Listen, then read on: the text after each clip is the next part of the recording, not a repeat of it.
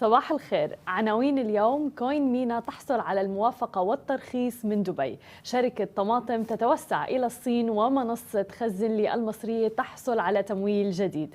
يا أهلا وسهلا فيكم ببرنامجكم تك بالعربي، معكم أنا هالة بسام. خلونا نبدأ أخبارنا لليوم ونحكي تحديدا عن منصة العملات المشفرة كوين مينا.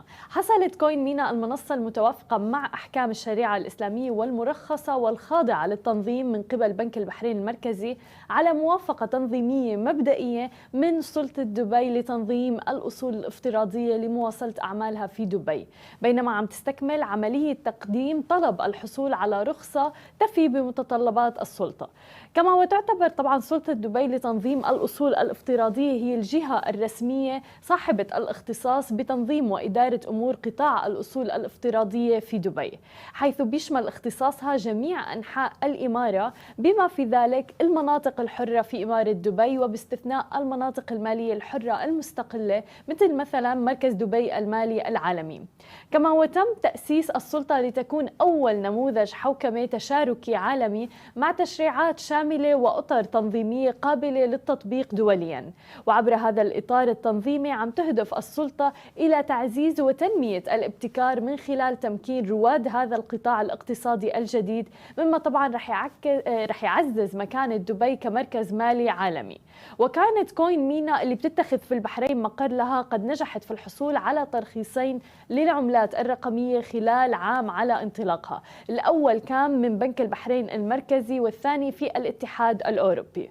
وطبعا بهذا الإنجاز الجديد رح يكون الترخيص المبدئي من سلطة دبي لتنظيم الأصول الافتراضية هو الترخيص الثالث، والذي من شأنه أن يكون ويمكن كوين مينا من تقديم المزيد من الخدمات والمزايا للمستثمرين من المؤسسات. رح تستمر طبعا كوين مينا في إضافة ميزات جديدة متمحورة حول تحسين تجربة المستخدم إلى منصتها خلال الأسابيع والأشهر القادمة.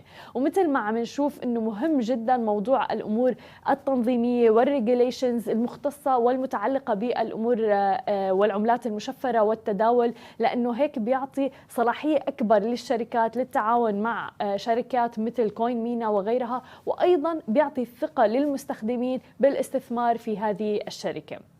أما إذا بدنا ننتقل ونحكي عن الشركات الناشئة الأخرى في منطقتنا العربية، خلونا نحكي عن شركة طماطم. كشفت الآن طماطم اللي هي شركة لتطوير ونشر الألعاب الأردنية عن توسعها إلى السوق الصيني بعد شراكتها وحصولها على استثمار من صندوق MSA نوفو التابع لشركة الاستثمارات MSA كابيتال. بتعتبر طماطم من أشهر ناشري الألعاب تحديدا والألعاب حول العالم وليس في المنطقة العربية فقط، حيث قامت بنشر أكثر من 50 لعبة مثلا لعبة VIP بالوت وأيضا كلاش أوف إمباير. كما ساهمت أيضا بنشر وتعريب ألعاب شهيرة في المنطقة مثل مثلا اللعبة الشهيرة ببجي. رح تعمل الشراكة الجديدة في تقديم بعض من ألعاب طماطم إلى السوق الصيني، كما رح تساعد أيضا في جلب عدد من الألعاب من السوق الصيني إلى منطقتنا العربية. ورح تساهم هذه العملية في مضاعفة سعة فريق العمل بالغ 120 موظف في الوقت الحالي لمواكبة التوسع القادم. أما عن آخر خبر معنا لليوم، نحكي عن منصة خزن لي. أغلقت الآن منصة خزن لي المصرية جولة استثمارية سيد قدرها 2.5 مليون دولار أمريكي بقيادة مشتركة من صندوق استثمار جريء ومستثمرين ملائكيين أيضا.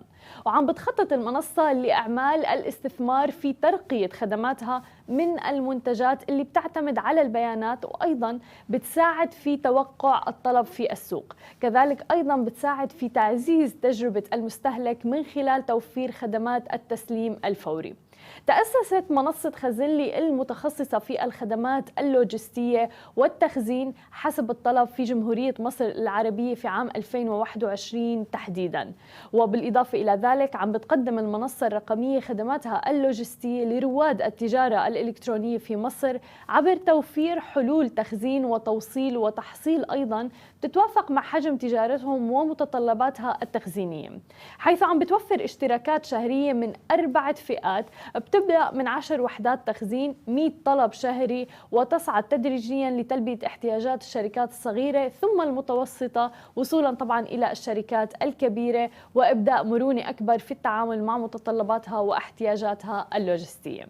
هذه كانت كل أخبارنا الصباحية لليوم. خليكم معنا بعد الفاصل مقابلتنا مع مصور المشاهير كيفن لينش في الحديث عن الكولكشن الجديدة من NFTs الخاصة فيه. خليكم معنا ولا تروحوا لبعيد.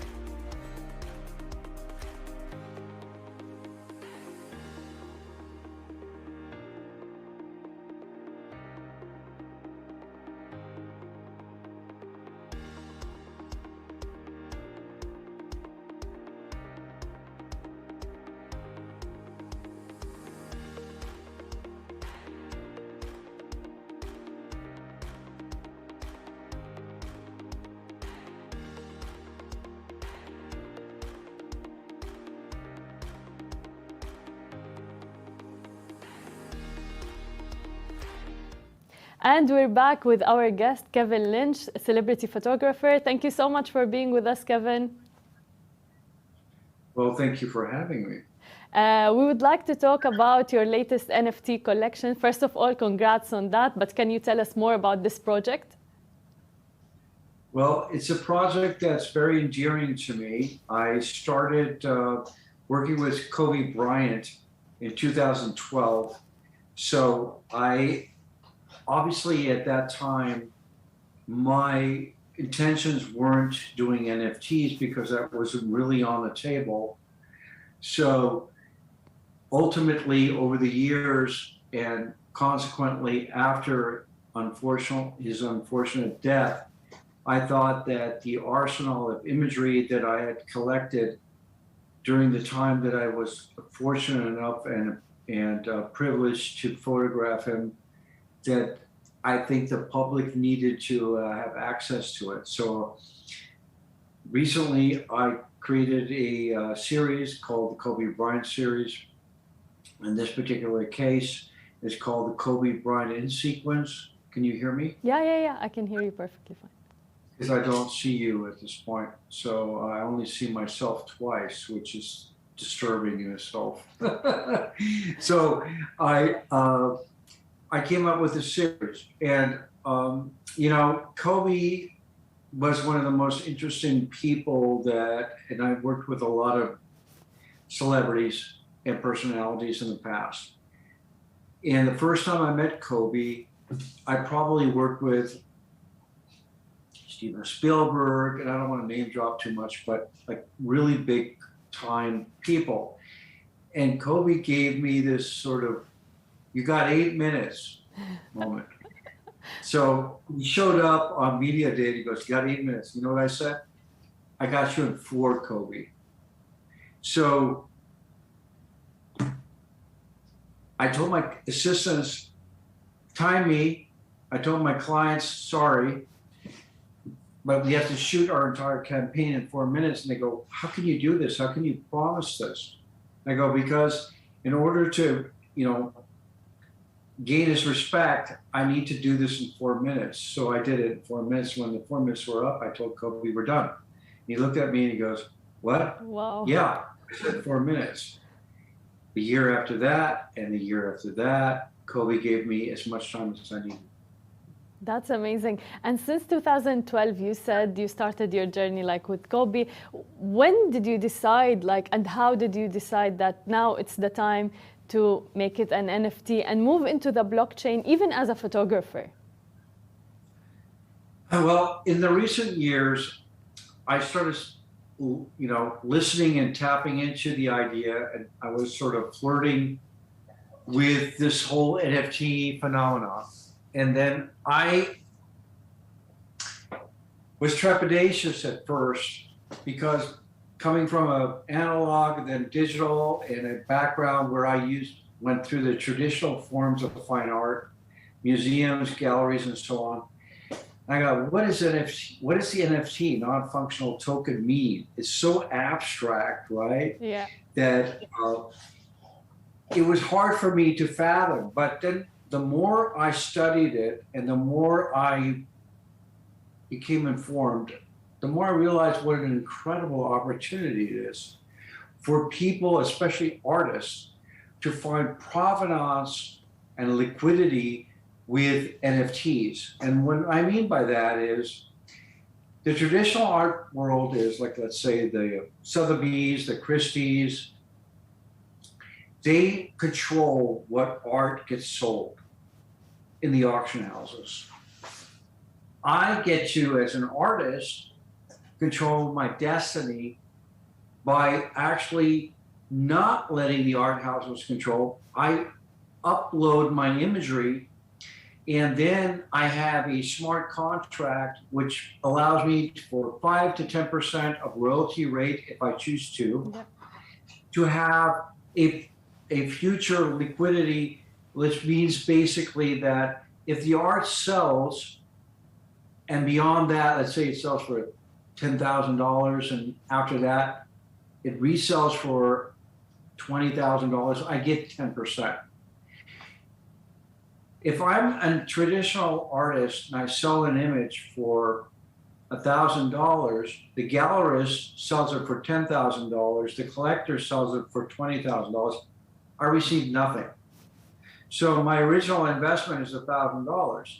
In the NFT world, because of the smart contract, I can actually acquire future interest in my work, which the traditional art world doesn't do. Exactly. So only the collector and the gallerist or the museum profit from the artist. Therefore, I became very interested in this because I think that it gives artists another way of finding, liquidity in their future. And that continuous passive income for artists that maybe they didn't have before. So that's an amazing opportunity. But talking about the Kobe Bryant project in particular, what's the biggest challenge you faced in that project and moving into NFTs? Well, the biggest challenge, I would say, let's put it this way. I had a very personal relationship with him prior to meeting with him. I was always a Lakers fan. And that was when I moved from Europe to the United States and I lived in Los Angeles, I became a Lakers fan. And that consequently turned me into a Kobe fan. Yeah. Especially since he won many, 3 championships. 5 actually. And I had the opportunity to work with him. So knowing his ethics, his work ethic, and his discipline, it really inspired me in my own work to have that same approach. Part of that was that there was no compromise, there was no excuse to not giving your all for the cause of your efforts, right? And that's why I really like Kobe. I know he wasn't popular at times for being so adamant about it, but I really related to that more than I related to all his fanfare, his success. It was more his work ethic. So when I met him for the first time, it was something I could relate to. So it was really easy for him to challenge me and to actually be able to, I would say, balance out his intentions. And my other thing with Kobe was that, and I haven't told anybody this, but when Kobe's helicopter crashed, I was only a mile away. And I had worked with Kobe from 2012 to 2016 until he retired, actually. And I happened to be in Agora Hills that day, working at a location. And I could hear the crash. I could smell, I see the smoke, and I didn't know it was his plane. I thought it was a helicopter. It was a plane. It was his helicopter, ultimately, obviously. So I went back into my office, and I heard that it was actually Kobe's helicopter that crashed. I can't say that the loss of, it wasn't just the loss of Kobe and obviously his daughter and all the people involved, to be sensitive, but it was also the loss of an incredible person who had the utmost, I would say, ethics of work, dedication, and craft to his work that impressed me the most. And I don't want to get too far into that, but that was one of the things that impressed me the most about Kobe. So to answer your question, later, years go by, I thought, well, why not allow the fans and the collectors to have access to the imagery so they can actually acquire their desires and their connection to Kobe with this image. That's an amazing tribute to Kobe. He's been an amazing inspiration for a lot of people, honestly. Even us, like in Smash TV, we keep quoting him because it's really an inspiration for someone who's driven and a dreamer and a doer. And that's what we would like to inspire people as well, and especially the youth to do. Speaking about artists and traditional artists, you've been talking about that, and especially moving from the traditional art to NFTs now and blockchain. What's your take on artists who will stick to the traditional art and not move into the NFT and blockchain world? Well, I have to really truthfully say, I think that the NFT business has an incredible opportunity for artists right now, especially for artists that are not known. And that's one of the reasons why I'm really inspired by this and why I'm trying to uplift this entire movement. If you look at a Sotheby's or a Christie's, they usually want to sell traditional art. They want to sell art that they know that they can capitalize on. If young artists come into the effect in the NFT world, you have so much more access to a different world of population. So that means basically, you go to a gallery and you have a show, and maybe 300 people show up. That's great, right? Yeah. You have an exhibition, it's framed, all that stuff. Everyone shows in the hard work that you put in, whatever years it's been. You go into the virtual world, the metaverse, crypto world, you reach not thousands, not hundreds of thousands, maybe potentially millions of people. So your art goes into a whole different dimension. That doesn't mean that everyone's going to be gravitated to it, but in the gallery world, traditional, you only reach 100 to 200, 300 people. And therefore, your art doesn't really promote itself as much as you can in this new world that we live in. So therefore, I'm really excited to allow myself, even myself, to not be so critical about it, but to actually let it have its play. Because I think ultimately, it's not about what I think, how I feel, it's about how the collector or the person that looks at the work, how they feel. And if you can reach thousands, not, if you're lucky, hundreds of thousands or millions of people, how can that even be questioned, right? 100%. And for artists, like, as you said, in the galleries and everything, it costs a lot of money and approvals and a lot of things. Now the access in the blockchain world, metaverse, it's giving access to artists to be there, available worldwide for people to invest in their art, know about them. And that's honestly amazing.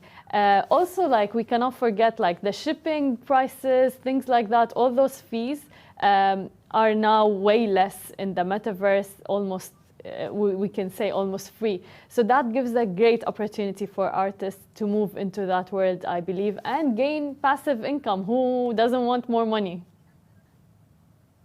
You are so absolutely right. You hit it right on the nail, on the top of the nail, because the provenance and liquidity that an artist receives in this new NFT world bypasses having to pay agents, gallerists, etc., all that extra fees. It gives artists basically the control and the power back. And most of all, what's so beautiful about NFTs is the 10% to 5% of what we call smart contract.